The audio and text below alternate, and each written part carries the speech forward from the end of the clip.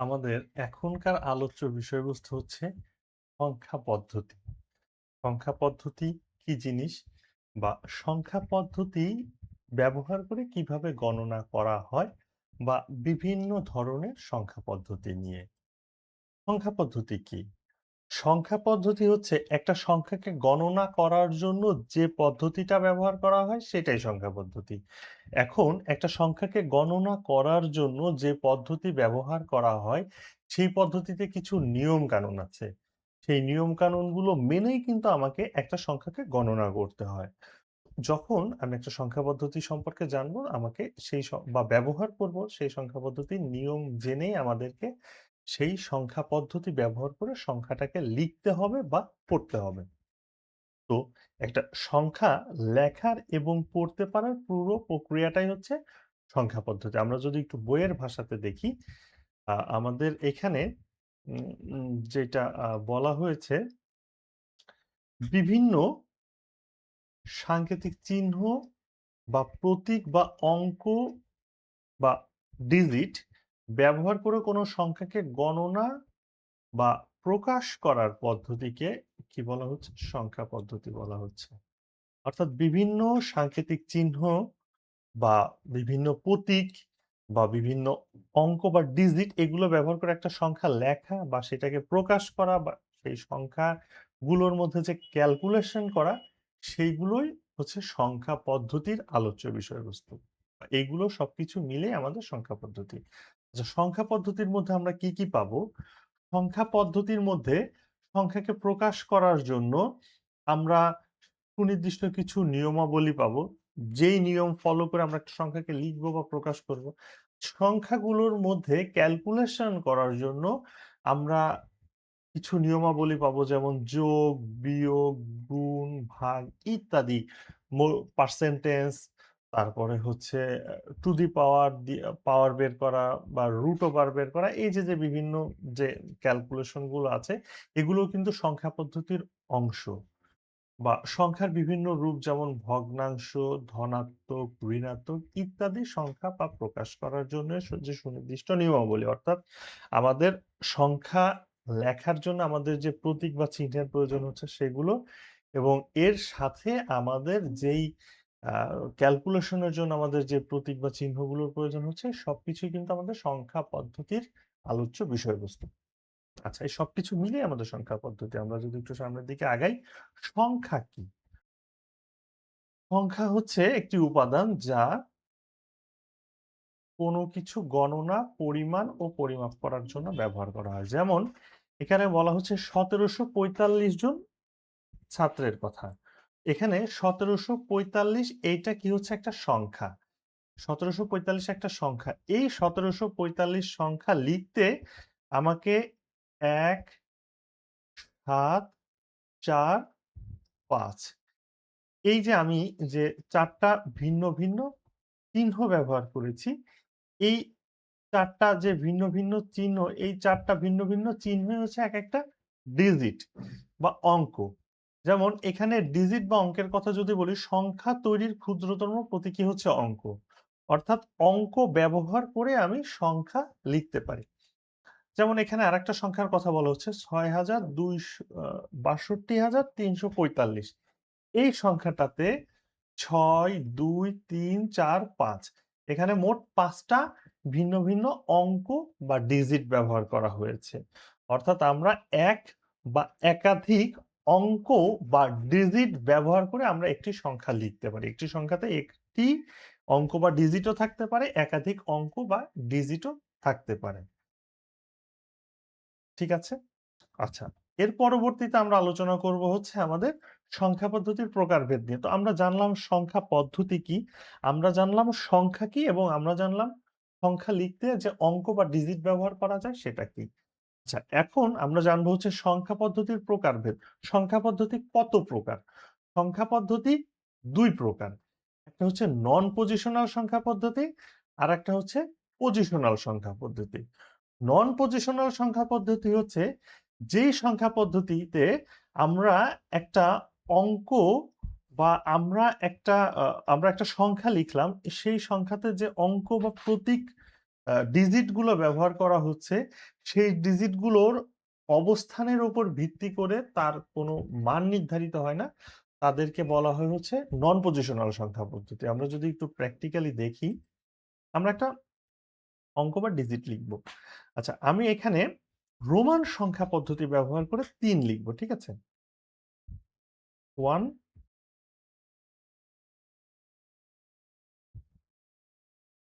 1 এবং এখানে আমি ৩ টা কালার ব্যবহার করছি বোঝার সুবিধার জন্য।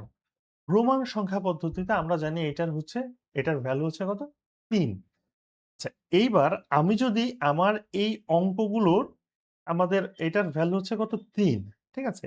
এখন আমি যদি এটাকে পরিবর্তন করে দিই, এদের অবস্থানের পরিবর্তন করে দিই, আমরা যদি নীল কালি দিয়ে লেখা 1 কে ১ম এ লিখি এবং কমলা কালি দিয়ে লেখা 1 কে ২য় অবস্থানে লিখি এবং আমাদের আরেকটা ছিল কি কালো কালি। কালো কালি দিয়ে লেখাকে ৩য় অবস্থানে লিখি। অর্থাৎ এইখানে আমি সংখ্যাটা যে লিখেছি, এই সংখ্যাতে আমি এর যে অঙ্ক বা প্রতীকগুলো ব্যবহার করেছি, ২য় বার লেখার সময় কিন্তু আমি মানের তাদের অবস্থানের পরিবর্তন করে দিয়েছি। কিন্তু আমার এটার মানের কিন্তু কোনো পরিবর্তন হয় নাই। এটা আগেও ৩ ছিল, পরেও ৩ ছিল। কিন্তু আমি রোমান পদ্ধতি ব্যবহার না করে আমরা যদি এখন আমাদের প্রচলিত সংখ্যা পদ্ধতিতে লিখি, আমরা একটা আমাদের সংখ্যা যেমন হচ্ছে আমি যদি এখানে লিখি ৩৪৫, এটা আমি একটা সংখ্যা লিখলাম। এইবার আমি যদি এইটার অবস্থান পরিবর্তন করে দিই ৫, ৩, ৪, ৩ টা ডিজিট বা ৩ টা প্রতীকেরই কিন্তু আমি অবস্থান পরিবর্তন করে দিয়েছি। এতে কিন্তু আমার এই সংখ্যাটার মানের পরিবর্তন হয়ে গেছে। এখানে কিন্তু আমাদের এই সংখ্যা ২ টার মধ্যে যে চিহ্ন বা প্রতীক আছে সেম। কিন্তু তাদের অবস্থান ভিন্ন। ভিন্ন হওয়ার কারণে কি হচ্ছে? তাদের মানের পরিবর্তন হয়ে গেছে। কিন্তু আমরা উপরে যে ২ টা সংখ্যা লিখেছিলাম, সেইখানে কিন্তু তাদের অবস্থানের আমি পরিবর্তন করে দেয়ার পরেও তাদের মানের কোনো পরিবর্তন হয় নাই। অবস্থানের পরিবর্তন করে দেয়ার পরেও যদি মানের পরিবর্তন না হয়, তাহলে যে সংখ্যা পদ্ধতি ব্যবহার করে এই সংখ্যাটাকে লেখা হচ্ছে, সেই সংখ্যা পদ্ধতিটা হচ্ছে নন পজিশনাল সংখ্যা পদ্ধতি। অর্থাৎ তার পজিশনের কোনো ভ্যালু নাই, কোনো দাম নাই।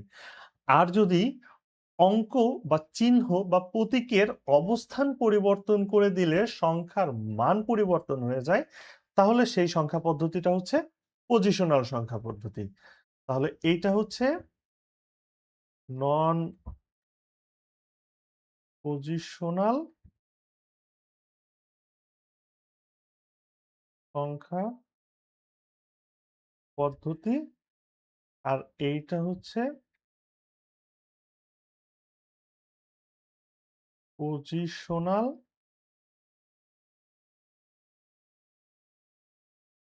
সংখ্যা পদ্ধতি। আশা করি আমি আমার শিক্ষার্থীদের বোঝাতে পেরেছি নন পজিশনাল এবং পজিশনাল সংখ্যা পদ্ধতি নিয়ে। পজিশনাল সংখ্যা পদ্ধতি নিয়ে যদি আমরা একটু বিস্তারিত আলোচনা করি, আমাদের এই যে রোমান সংখ্যা পদ্ধতি আমি যেটার উদাহরণ দেখিয়েছিলাম, রোমান সংখ্যা পদ্ধতি, নন পজিশনাল সংখ্যা পদ্ধতি, আমরা এটা অলরেডি জেনে গেছি। মিশরীয় হায়ারোগ্লিফিক্স সংখ্যা পদ্ধতি যেটার উদাহরণ আমরা দেখেছিলাম আগের ভিডিওতে, মায়ান সংখ্যা পদ্ধতি বা ট্যালি যেগুলোর ব্যবহার আমরা শিখেছি, এগুলো নন পজিশনাল সংখ্যা পদ্ধতি।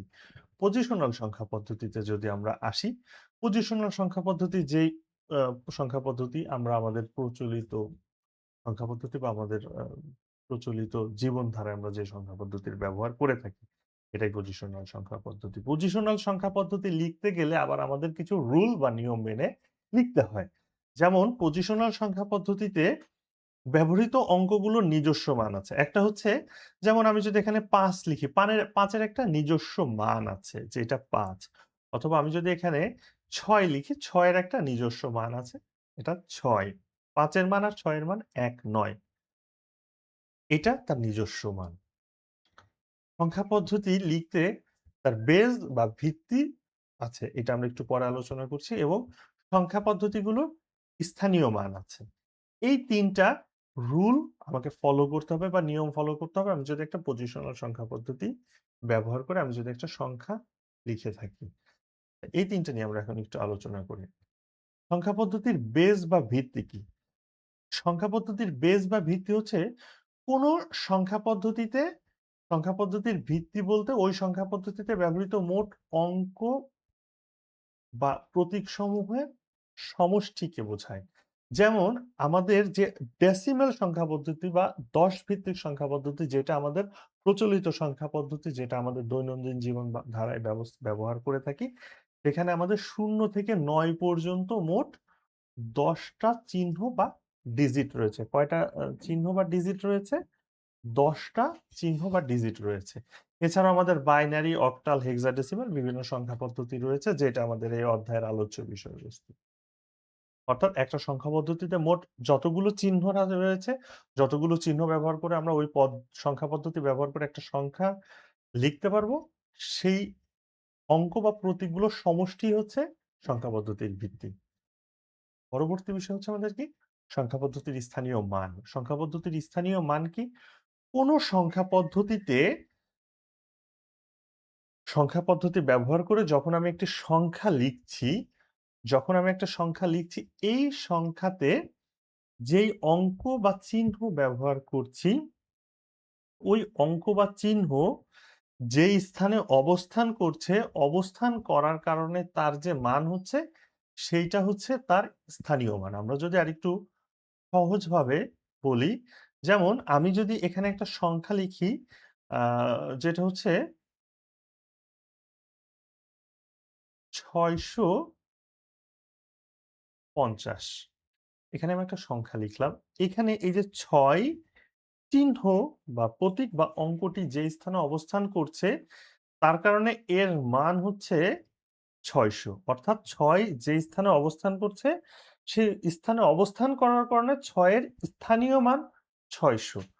৫ যে স্থানে অবস্থান করছে, সেই স্থানে অবস্থান করার কারণে ৫ এর স্থানীয় মান হচ্ছে ৫০। ৫ এর নিজস্ব মান ৫, ৬৫০ সংখ্যাটিতে ৫ এর স্থানীয় মান ৫০।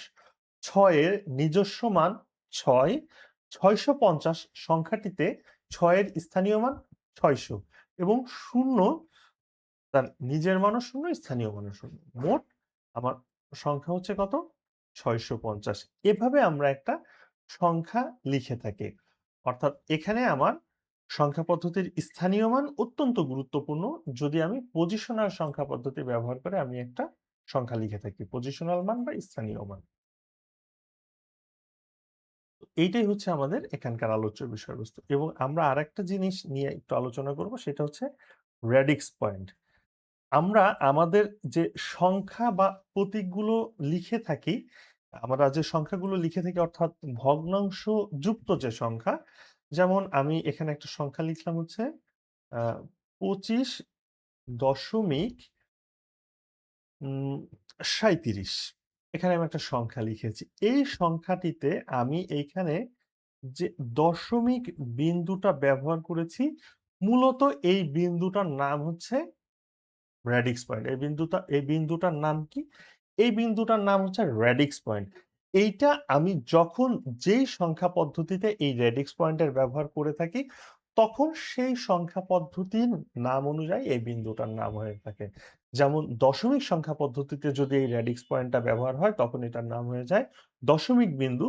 যদি বাইনারি সংখ্যা পদ্ধতিতে এটা ব্যবহার করে থাকি, তখন এই বিন্দুটার নাম হয়ে যায় বাইনারি বিন্দু অথবা অক্টাল সংখ্যা পদ্ধতিতে ব্যবহার করলে অক্টাল বিন্দু, হেক্সাডেসিমাল সংখ্যা পদ্ধতিতে ব্যবহার করলে এই রেডিক্স পয়েন্টটার নামই হয়ে যায় হেক্সাডেসিমাল বিন্দু। মূলত এই বিন্দুটার নাম হচ্ছে রেডিক্স পয়েন্ট। এবং আমাদের আরো একটা টপিক এখানে আলোচনার আছে। সেটা হচ্ছে এই যে আমি ২৫.৩৭ যে সংখ্যাটা লিখেছি বা ২৫.৩৭ এই সংখ্যাটাতে যে ৪ টা ডিজিট বা অঙ্কের ব্যবহার করা হয়েছে, এই ৪ টা অঙ্ক বা ডিজিটের মধ্যে এই ২ এটা সবথেকে গুরুত্বপূর্ণ ডিজিট। এইটার মান সবথেকে বেশি। এইজন্য এটার নাম হচ্ছে MSD বা মোস্ট সিগনিফিক্যান্ট ডিজিট এবং এই ৭ এইটার মান সবথেকে কম বা সবথেকে কম গুরুত্বপূর্ণ। এটার নাম হচ্ছে লিস্ট সিগনিফিক্যান্ট ডিজিট। এই যে আমরা যদি একটু বইয়ের পাতাতে দেখি, আমাদের এইখানে ৫৩৭.১২ যে সংখ্যাটা লিখেছি, এই সংখ্যাটাতে ৫ সবথেকে গুরুত্বপূর্ণ ডিজিট এই সংখ্যার মধ্যে। সেজন্য এটা হচ্ছে মোস্ট সিগনিফিক্যান্ট ডিজিট বা এমএসডি, এবং ২ এখানে সবথেকে কম গুরুত্বপূর্ণ। সেজন্য ২ হচ্ছে লিস্ট সিগনিফিক্যান্ট ডিজিট বা এমএসডি। আশা করি আমি আমার শিক্ষার্থীদের বোঝাতে পেরেছি। এরপরও যদি কোনো প্রশ্ন থাকে তোমাদের, তোমরা নির্দ্বিধায় আমাকে প্রশ্ন করতে পারো।